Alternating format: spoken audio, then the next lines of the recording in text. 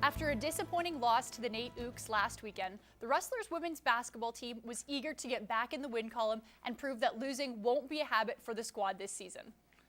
Rustlers without leading scorer Camille McCurley, more on that in the postgame.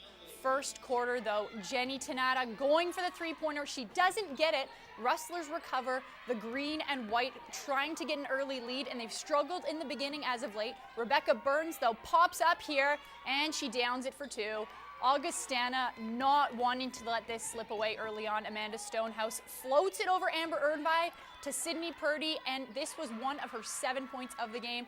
Let's fast forward to the fourth. Now 47-33 Rustlers. Tori Duggan to Amber Irvine to Burns, and she puts it in. She notched 10 in this contest. Rustlers back on offense. Mariah Van Hoff with some fancy moves, fakes out Lyndall Tolfson. Jenny Tanata gives it to Shanla Magnuson, who rims it, and Brianna Carlin pulls the foul, and she's the free throw here, and she makes it. Her 13 points and 11 rebounds for a fancy double-double in the game. Rustlers take it 66-52.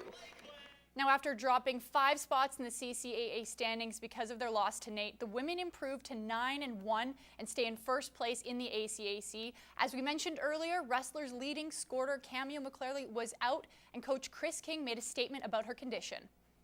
Camille's got a little bit of a knee that she hurt last night, so we didn't want to risk it tonight. Obviously, it hurts having your leading scorer, leading rebounder out, but I thought a lot of girls stepped up, and it shows just our depth, all the scoring that came from girls that usually aren't producing just because we have a lot of key players. We wanted to start out aggressive because that's when teams give their best, and normally our third quarter is our toughest quarter. I think we did a better job tonight, and then it's just that grind into the fourth, and I think we did a good job.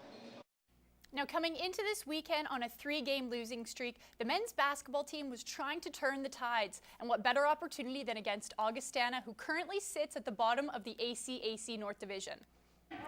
First possession of the game, Stephen Jones knocks it away from Cameron Vilsack, and a great pass to Lucas Dirksen. He puts the Rustlers on the board. Augustana's Taylor Foreman, who led the Vikings with 15, gives it to Vilsack, and he evens it up. Now, close game on both ends. Jordan Kelly, though, here, he creates the turnover. Looks like he's setting up a tricky play, but Vikes get it back, and Amitaj Rehal tries to beat the buzzer, but nope. Well, go to the fourth. Vikings apply some solid full court press. Jones, who gives it to Dirksen, goes downtown for 3.